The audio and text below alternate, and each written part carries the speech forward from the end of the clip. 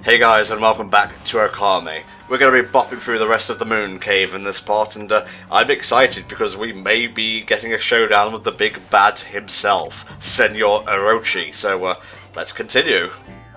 Yes, and you may have spotted at the end of the last part I may have sold maybe a bit more than I had been expecting to, and kind of wasted quite a bit of potential yen. Oh, whatever, you were maxed out, it's fine. I wasn't thinking about it. I don't necessarily need the money right now. Yeah. Like, I really don't.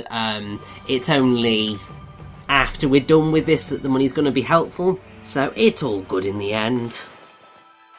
So where are we heading to next, mate? Just up, like even more up until we reach the boss man himself? Oh wait, no. We've got to get the last ingredient, don't we? Indeed we do, and that's exactly what we're going to try to do. And it is, I believe, going to involve using this cannon, which is actually easier said than done. Okay, I can see what you need to do, but grokking it, as THD would say, seems to be a bit more difficult than I anticipated. Basically, you need to get this to fire when it's facing across the hall. Right. But actually getting the timing down for when you need to set it alight is a massive pain. Yeah, you just gotta basically time it properly. Yeah, it took me quite a while, as you can tell by the crossfade, Yeah. to get it done properly. Essentially, you need to wait until it is, I believe, about a quarter turn away from where you want it to be, and then it will fire across the hall and make a nice little entranceway for you to go through. Nicely done, mate. See, I told you we'd use a little bit of Gale Storm at some point, properly. Oh, I hope that's not the extent of it. I mean, I know we obviously used it to see the sand and all that, and oh look, another battle. I have the horrible feeling that we're going to see another ball coming up very shortly. It's just a ball enemy. Like, oh god, does Orochi's evil know no bounds? Well, it's funny you should mention a ball enemy. Oh. I swear I have not seen anything about this game apart from a few clips and Hell Dragon spoiling the ending. Oh my god, it's on fire! Yeah, oh, this is the ball I was remembering with using Gale Storm, because obviously you can't run into this ball because it'll hurt a lot. So you've basically got to use Gale Storm to swill it along. At least there's no bottomless pits from what I can see. Well, this is true. I mean, that would be particularly cruel, I feel. Imagine if you had to take it into a battle and, like, babysit it so it doesn't get put out or something. Oh, God, that'd be awful. Well, this is acting as a portable fire source, so there's that. Well, I mean, that is basically its entire purpose, really. And that is fine. I'm quite happy with that, because it means that I can get treasure chests and progress, so it all works out in the end. Mm-hmm. Although, annoyingly, the ice can respawn on the chests. Huh? It's not that cold in here, is it? It's magic devil ice. Oh, okay. So, yeah, it's not going to play by anybody's rules.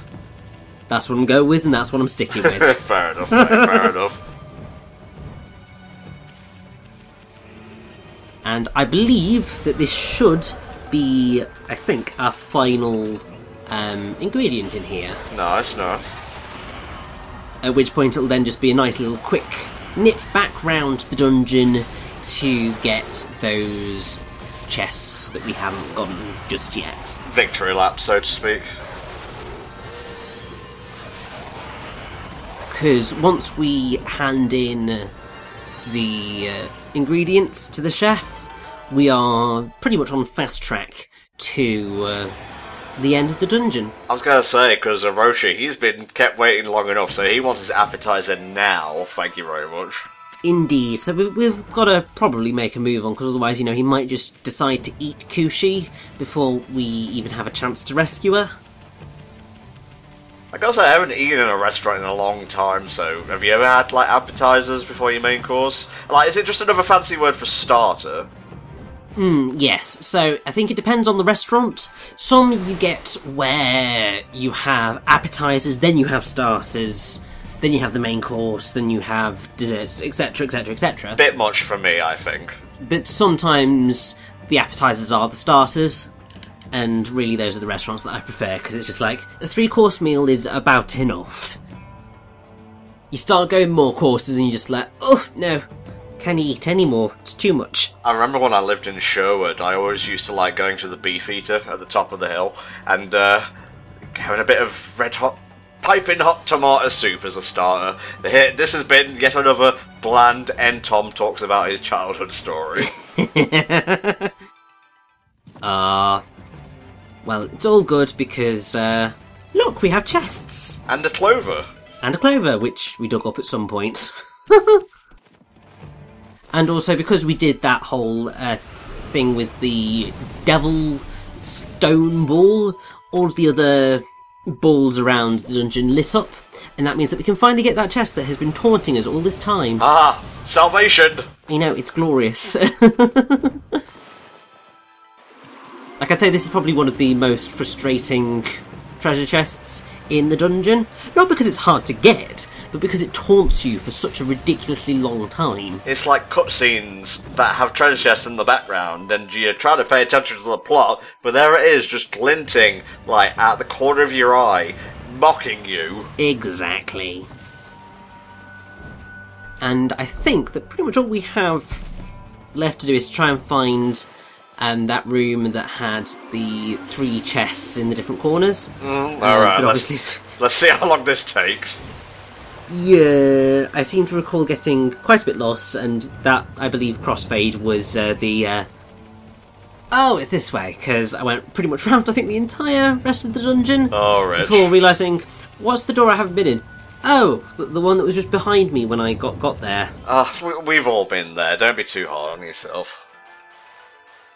Considering, for the most part, I am just sort of like, the dungeons in Okami are not difficult to get through normally. Obviously I'm trying to pick up everything as I go. So quite a lot of it is just me rolling as I would normally, with checking every now and again to make sure I'm going in the right direction for chests and everything. Right. But when you end up with a situation like that, it's just like, I need to backtrack somewhere, and I can't remember where it is. I could probably have used the map. I probably should have used the map. Yeah. But clearly, I was blind. But I got there in the end, and that's what's important. Good job you picked up a Steel Fist Sake, by the way. Do you have a few more of those in reserve for when we fight Mr. Big Bad himself? Oh, I definitely have some in reserve. I don't know whether I'm exactly gonna properly make use of them when taking down Orochi, because you see, I'm going to be quite cocky here. I don't necessarily feel like I probably need them, because like I'm a total badass. Well, you are wielding the life beads, and we've seen multiple instances of you tearing through imps like they were made out of tissue paper. Exactly. I mean, I may end up using an exorcism slip, which inflicts damage on enemies, because that can be a very effective way of dealing with something that we're going to have to deal with first. Oh, is it like a poison status ailment or something? You will see when I eventually use it. Okay. Because it's not essentially, it's more like a sort of just a damage thing. Just causes a set amount of damage. Okay, right. Doesn't really do anything else other than that, but it'll make sense. Dinner and a show. But there we go. The appetizer is done. Dung heap slime bucket goulash. Yeah, well obviously they're imps and he's a demon king and they kind of like to eat disgusting things. Yeah, I've noticed. So we gotta ring that bell and it will draw Orochi forth.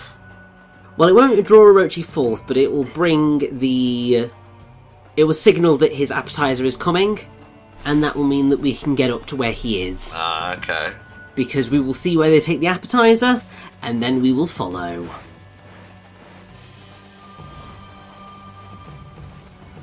The time has come. We are going to take down Orochi. Ooh, I'm getting the chills. Oh, I know. It's just... Oh, it's amazing. And a third time? I mean, the imp tells you how many times you have to hit it. I can't remember whether it's... I think it's 8. Yeah, as many times as the Lord Orochi has heads, so you have to ring it 8 times. Gotcha. I'm pretty sure when I was doing it, I was just like, could have thought I only had to do it 3 times. No, it's 8. Well, it's so ingrained in you to do things in sets of 3, you know? Exactly, because that's what video games have taught us to do. Everything is done in triplets. There goes the appetizer. Oh. I wish I had an appetizer that big, just a whole big heaping plate of chicken strippers or something. Well, that's more of a side than a star, really. I'm quibbling now. Yeah. But that does mean that Kushi's time is running out, so we need to get up there right now. Alright, Mr. Man, let's go up, please. Indeed. So, hurry it the frick up.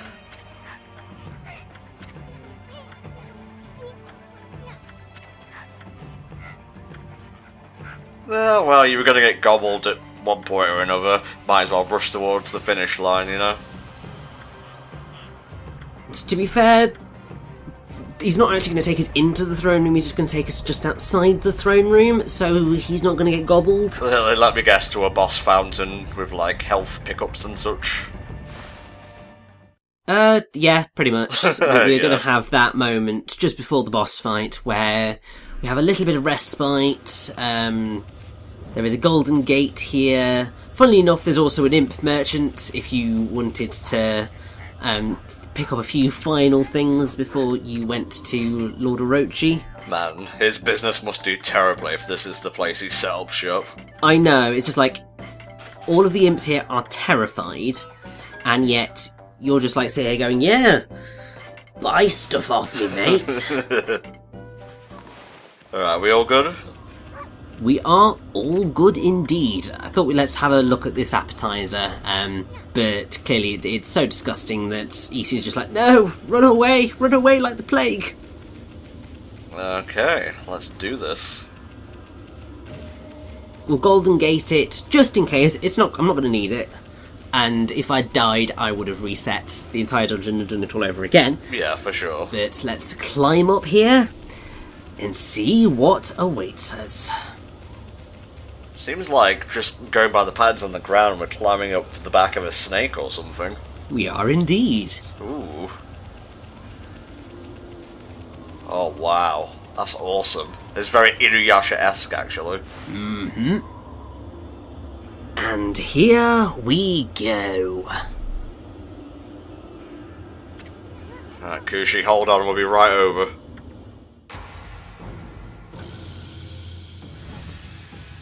Oh, I don't like this. There's no sign of him. Show yourself. Oh god, here he comes. He certainly knows how to make an entrance. Well, he's bloody evil. Of course he knows how to make an entrance. Kushi, running would be advisable right now. Oh my god, look at him. Here is Orochi. One of those heads seemed very confused back there.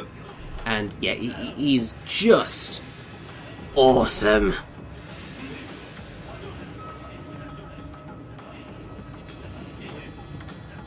It's also really fun because if you look at each of his heads, each head has its own element. Yeah, yeah. And the kanji on the hats signal the element that it is. So the fire head has the kanji for fire.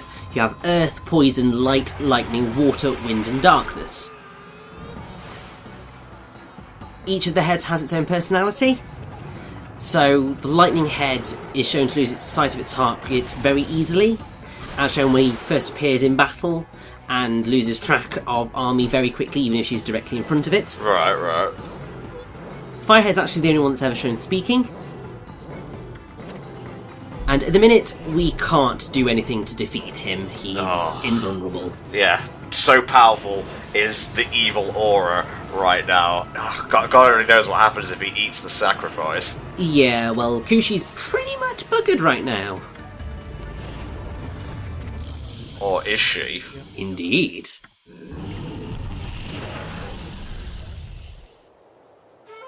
Oh yes, redemption arc, go now! Ah, this is why everyone loves Susanoo.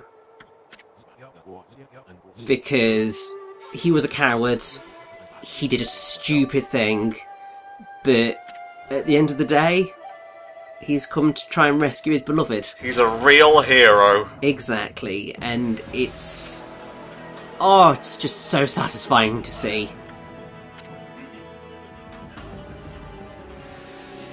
Kind of weird that we've gone so, like, much of the game without Orochi speaking, and now he's here giving it all this. Very odd juxtaposition, really.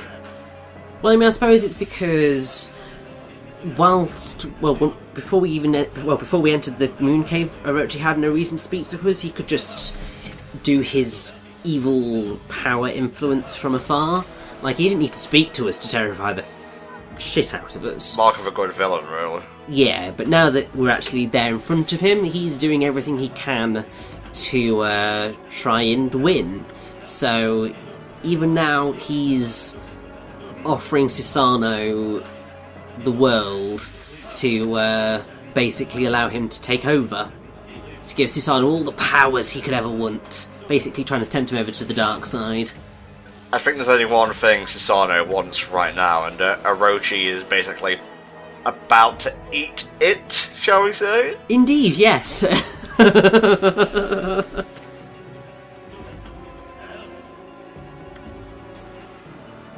Don't do it, Susanoo. Darkseid's not that cool.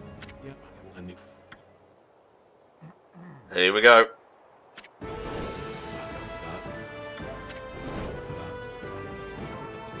He's doing a hero speech. Oh. It's amazing. Oh.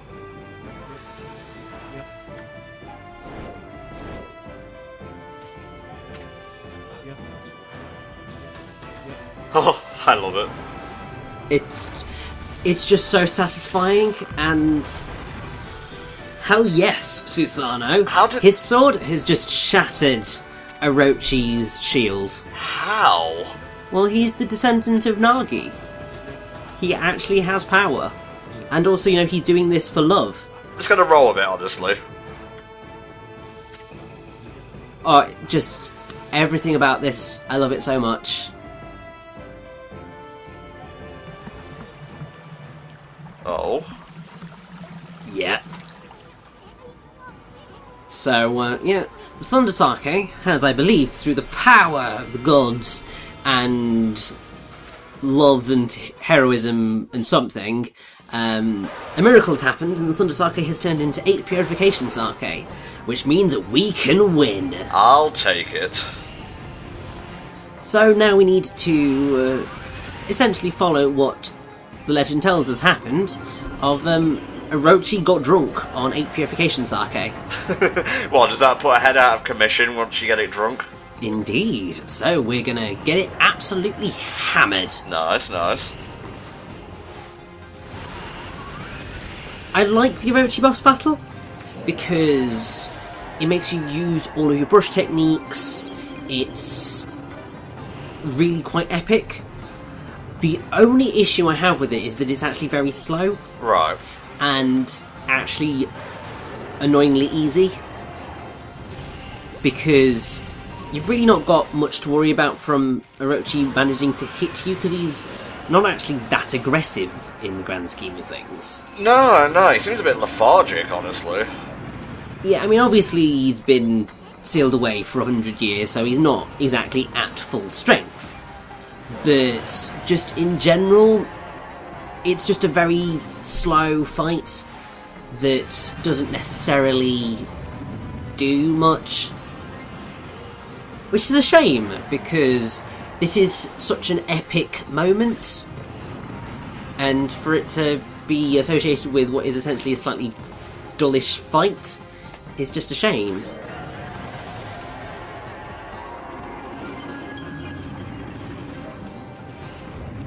But basically what we are working our way towards is taking down, I think it's about 3 heads before anything is going to happen. I still can't believe Susano managed to cut through the barrier of what is essentially, I don't know, an old one with a wooden sword. I know, it's because it's the power of the gods. And there we go. So, now that we've made 3 of Orochi's heads drunk, we are going to go and attack that bell on the back, because that is ultimately his weak point. Interesting. Is there any, like, symbology behind that? I don't know whether there is necessarily any symbolism that is to do with that, but one thing that's quite nice, and certainly that I would recommend, is if you use an exorcism slip L, then you can take this bell out in one shot. Ah, nice. Also, I would recommend trying to get it in one cycle, because otherwise you're going to have to repeat making the heads drunk. Fuck that noise. But now, Orochi can be harmed. Nice, let's fuck him up. Indeed, so we still have to make the heads drunk. And we're going to have to take down 1 head at a time. But that is fine. Basically, it's just give them 1 dousing of sake and then attack away. I would definitely recommend using Steel Fist sake during this, because it means that you're more likely to be able to take out a head in a single cycle. Right. But you can do what you like, really. I'm liking the scale of this. The aesthetics are good, the music's great. I'm not so sure about the gameplay of it. It seems a little bit repetitive. Yeah, like, it's annoying because this fight has everything going for it except for the gameplay side of things, and that's frustrating. I do like all his little hats though, that's pretty cute. I know. It's the whole thing of each one having that different element. Yeah, I like how the fucking poison one is just like a skull and crossbones. I know, it's glorious. But I have to say, my favourite head is definitely the lightning head, because it's just a freaking idiot. That's actually quite fitting, because if you look at the way that Orochi's oriented, the fire head, which seems to be the most intelligent head, faces forwards, the lightning head is at the back, and therefore it's the dumb one. Ah, okay. It's actually quite a nice, nifty little thing that they have going on there. How do they get to decide which one's at the front and which one's at the back, though? Dominant personality? Fair enough, mate. Might makes right and all that. Yeah, something along those lines. But since we're taking on Orochi now, and clearly, because we are amazing, we are going to win, you may have noticed something about Kushi's hair, in that it looks very much like a comb. Okay. That is actually to do with the original myth. Because basically, Susanoo turns the maiden Kushi Narahime into a comb and hides her safely in his hair, Right. while he goes and kills Orochi with the 8 purification sake. Oh, that's awesome. So, to make a reference to that, they made part of Kushi's design the comb, which is just a really awesome little touch that you wouldn't really realise unless you knew the story. Yeah, it's like the common gamer ain't gonna get that, but for like the mythology buffs, there you go. Exactly, and it's just a really awesome thing, and it's those types of details that I just absolutely adore. And yeah, the waterhead's an interesting one because it floods the arena. I don't know how this doesn't affect the sake. I suppose it's really strong sake, so if it gets diluted by water, it's not a problem. Well, it must be blessed at the very least, so you can't dilute it. Yeah, I think that's probably true. But we are very nearly there now. 2 more heads to go. Any parting words you want to say to Orochi or about Orochi before we finish off his heads, mate? he's a slow bugger, and I don't necessarily enjoy playing his boss fight because it just take forever, and it does feel a little bit tedious in the long run. But I do love Orochi as a character and a villain, and everything about his design is awesome. It's literally just the fight itself that I have a problem with. What do you guys in the comments think or feel? Did you react similarly to Richie? Let us know, because I can't really give my comments on the game play because I haven't played the game, you know. We did that all by ourselves. Oh, and Susano helped, I guess. You see, now he's calling on the sacred moon of the heavens, and this may all seem very, very familiar.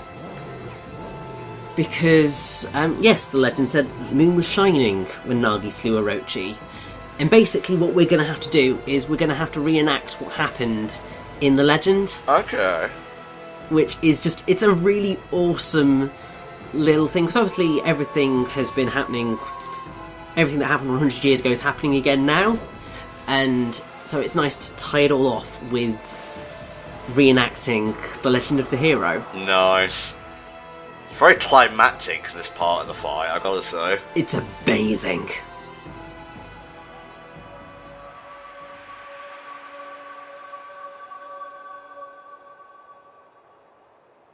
I mean, there's something that you can do which is quite funny. I mean, obviously we are being awesome because the moon has given Susano's sword godly powers, and it's going to allow us to defeat the heads of Orochi by cutting them off, and it's amazing. But if you mess up on any of these, then Susano will get knocked back and his clothes will be slightly torn, and he'll go straight back into it. It's hilarious. Obviously I'm not going to show that off here because I wanted a big epic climax, but we'll see what happens a little bit later on. Susano, don't get cocky, come on. He has to do this for Kushi.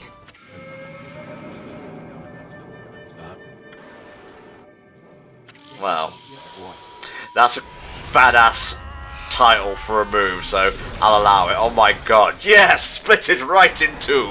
And he did that all by himself. Alright, Susano redeemed. Oh my god, that was so fucking fresh. Oh, it's just amazing. I love it.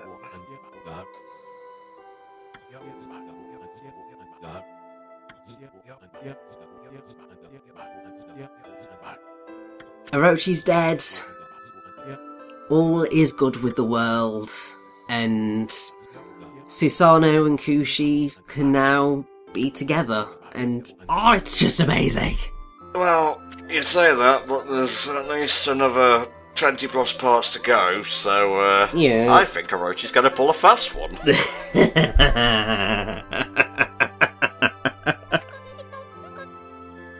So yeah, you've probably already figured out, there's a lot more of the game left after this, but essentially the way the game sets it up is it sets up that this is going to be the climax of the story. Mm-hmm. So everything builds up to this, and then after this moment the game just exponentially widens up, and it's amazing. But there we go, we got Sumigari, which is our final weapon type, which is the glaive. Which is more powerful than the other weapons, but it's much slower to attack. Oh, it's a heavy type of weapon then. So it's quite fun to use, but they are easily my least favourite weapons in the game.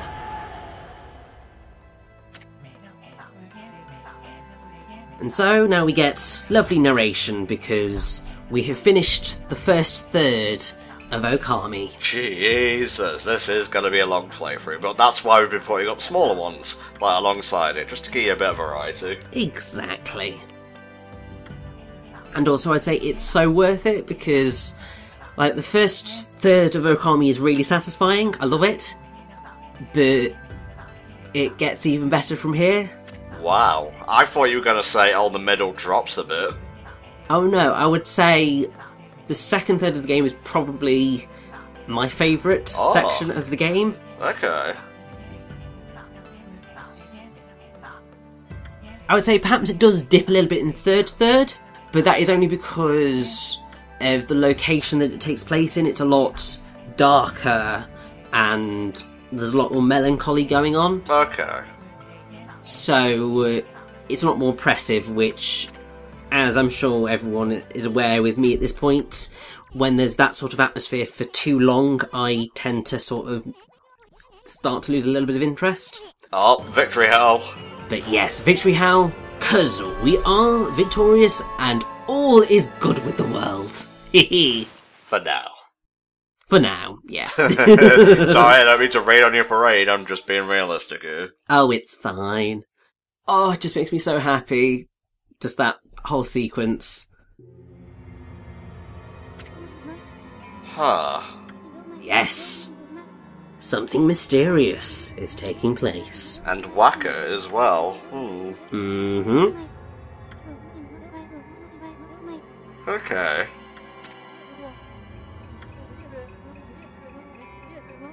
This time, well, if I didn't already know what was going to happen, I would be surprised. Oh, I would indeed.